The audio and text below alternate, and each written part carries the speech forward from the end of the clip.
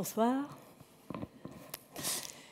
Si je suis devant vous ce soir, c'est parce qu'il y a effectivement quelques mois, Eric m'a proposé de reprendre le flambeau de la présidence du réseau Entreprendre Paris. Suspense. Donc la fin de l'histoire, vous la connaissez, mais ce n'est pas ça que j'ai envie de vous raconter ce soir. Ce que j'ai envie de vous raconter, c'est les 4 minutes ou 5 minutes qui ont suivi sa demande et qui ont précédé ma réponse. 5 minutes, c'est au moins ça que méritait le réseau Entreprendre Paris, parce que le réseau Entreprendre Paris, c'est pas rien, on vient de le voir ce soir. C'est quand même des fondateurs de folie, qui ont une idée de génie qui a marché tout de suite, Hugues et Gonzague. Une idée qui a dépassé ses pionniers et ses fondateurs pour être repris de manière magnifique par Cyril et Eric. C'est une idée qui est passée de 200 dossiers reçus par an d'aspirants lauréats à plus de 2000 aujourd'hui. Il faut quand même imaginer ce que c'est. C'est plus de 300 entrepreneurs accompagnés, 300 membres. C'est plus de 17 000 emplois en 15 ans. Et c'est pas tout. C'est la suite d'une histoire qui avait commencé il y a 30 ans. 30 ans dans le Nord, par André Mullier, vous l'avez vu tout à l'heure, qui était tellement perturbé d'avoir dû licencier 600 personnes de fil d'art en pleine crise du textile, qui s'est dit plus jamais ça, pour créer des emplois, créant des employeurs. Donc vous voyez le machin là qui m'arrive comme ça. À ce moment-là, j'ai une impression que des siècles d'histoire me contemplent.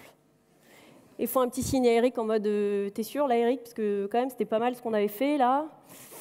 Est-ce qu'elle sera à la hauteur? Et puis je sais pas si t'as vu, c'est une femme quand même, donc. Mais non, Eric solide, patient. Il attendait.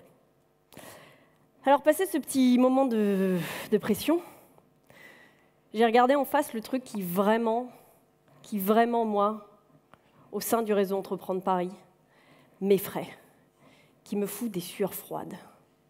Ce truc, c'est la bienveillance. La bienveillance. Non, parce que moi, les bons sentiments, ça m'angoisse. D'abord, je trouve ça louche. En plus, quand même, souvent, ça déçoit. Puis on va pas se la raconter, c'est quand même beaucoup plus drôle d'être mauvais esprit. Et la bienveillance, au réseau Entreprendre Paris, il y en a partout. Non mais je vous jure, hein, moi j'ai fait tous les échelons, hein, lauréat, membre, accompagnatrice, administratrice. Non mais le truc, ça gangrène de partout, la bienveillance partout. Il n'y a qu'à voir le principe de base. Le principe de base, c'est l'accompagnement. Les accompagnateurs. Non, parce qu'on en parle beaucoup des accompagnateurs, mais c'est quoi un accompagnateur? Un accompagnateur, c'est un mec, ouais, c'est beaucoup des mecs, mais bon, ça on en reparlera une autre fois. C'est donc un mec qui prend 2, 3, parfois 4 heures par mois de son temps hyper précieux, de manière totalement désintéressée, comme s'il avait devant lui l'éternité, pour accompagner un entrepreneur qu'il ne connaît ni d'Ève ni d'Adam et dont le business est à des années-lumière du sien. Et pour avoir le droit, le mec là, de donner du temps gratuitement, il doit payer. Complètement maso le truc. Faut quand même réaliser. Et c'est pas tout. Parce qu'on pourrait penser que l'accompagnateur, une fois qu'il a fait son chèque, il a fait ses quelques heures de réunion, c'en est fini, mais pas du tout. L'accompagnateur, il se préoccupe, il s'inquiète. Ça vient le bouffer le week-end, le soir. Je veux dire, il n'y a qu'à voir. L'accompagnateur qui connaissait rien à la cosmétique bio, tout d'un coup, pouf, on le voit dans les dîners en ville, c'est le premier VRP des pigments naturels, quoi. La logistique du dernier kilomètre, c'est la même. Il n'y a qu'à aller rue des Martyrs, là, on le voit, l'accompagnateur, il trime en vélo pour valider les données de ses protégés. Non, mais c'est du délire, c'est du délire.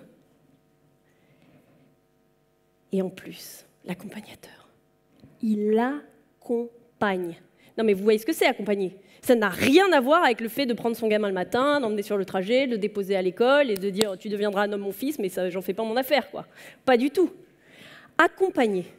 Accompagner, c'est passer des heures qu'on n'a pas à essayer de comprendre des informations qui nous seront parfaitement inutiles. C'est éteindre des conflits entre associés avant même qu'ils aient conscience qu'il va y en avoir. C'est montrer le bout du tunnel là-bas quand la trésor est à plat et que l'angoisse est tout en haut. C'est du taf accompagné.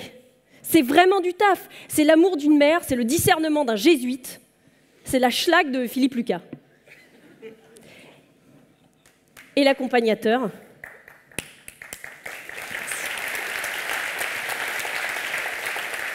non mais vous applaudissez là, mais l'accompagnateur, une fois qu'il a fait tout ça, c'est pas tout. Hein. L'accompagnateur, il est mis en concurrence. Il n'a pas du tout le monopole du cœur. Quand avec Marie, il y a 12 ans, on a créé notre entreprise et on est arrivé au lauréat, on avait un accompagnateur, peut-être deux. Mais les lauréats du réseau Entreprendre Paris qui arrivent maintenant, ils en ont une demi-douzaine d'accompagnateurs. Ils ont un prof, ils ont un fonds, ils ont un tonton, ils ont un comité consultatif, scientifique, de salut public. Donc, qu'est-ce qu'il fait, l'accompagnateur, là?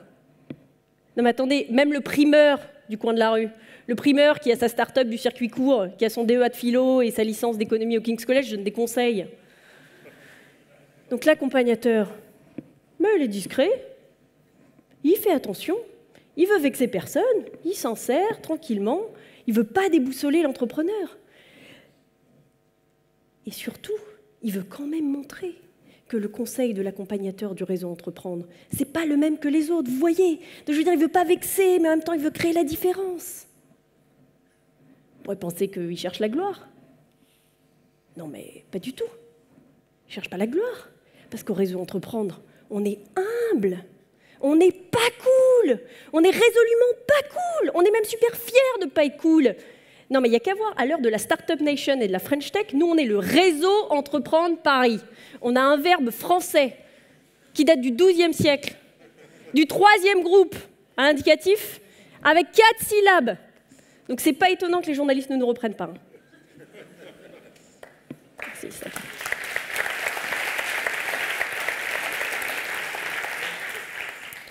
Bon, et puis, je ne sais pas si ça vous aura échappé, surtout ce soir, il fait chaud. Le monde a quand même changé en 15 ans. Parce qu'il y a 15 ans, on n'avait pas bien conscience qu'on était en pleine 6e extinction massive des espèces sur Terre. Il y a 15 ans, on ne savait pas que la baraille de corail vivait ses dernières heures. Il y a 15 ans, on ne savait pas qu'il y avait un nouveau continent qui était en train de se créer avec 250 millions de tonnes de déchets plastiques qui étaient déversés chaque année. Il y a 15 ans, on ne se doutait pas qu'il y aurait 2 degrés qui allaient bouffer tous les littoraux, qui allaient brûler les dernières forêts qui nous restent et qui allaient mettre sur la route 500 millions de réfugiés climatiques. Alors vous êtes sympa avec votre bienveillance. Mais elle a quoi à dire, la bienveillance, là-dessus? Elle propose quoi, la bienveillance? C'est à ce moment-là, en m'écoutant tourner en boucle, m'énerver toute seule, m'exciter un peu, que j'ai compris. Eric, c'est pas la bienveillance qui venait chercher chez moi. C'était la colère. Si, non, c'était la colère. Et c'était la colère... qui pointe ici et là, que j'entends chez des lauréats, que j'entends chez des membres, que j'entends un peu partout. Une colère que je catalysais. C'était ça qu'il était venu chercher chez moi, Eric. Il était venu chercher cette colère pour que je la mobilise au service de la bienveillance. Parce qu'en termes de bienveillance, ça va, on était équipés, on avait ce qu'il fallait. Mais c'était la colère qui allait l'amener là où il fallait l'amener. C'était la colère qui me donnait Eric comme héritage.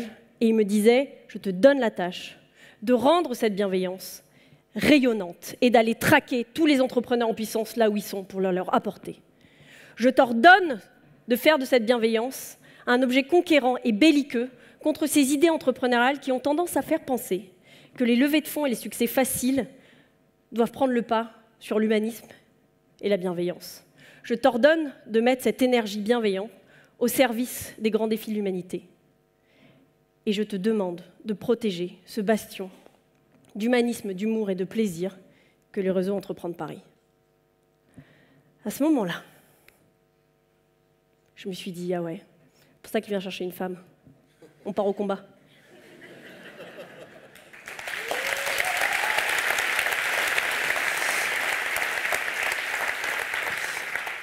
À ce moment-là, j'ai pensé, c'est bon, il y aura Maxime.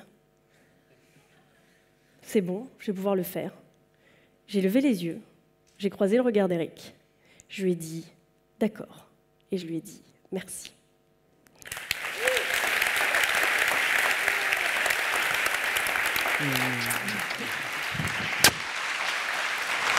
Ahmed Besman.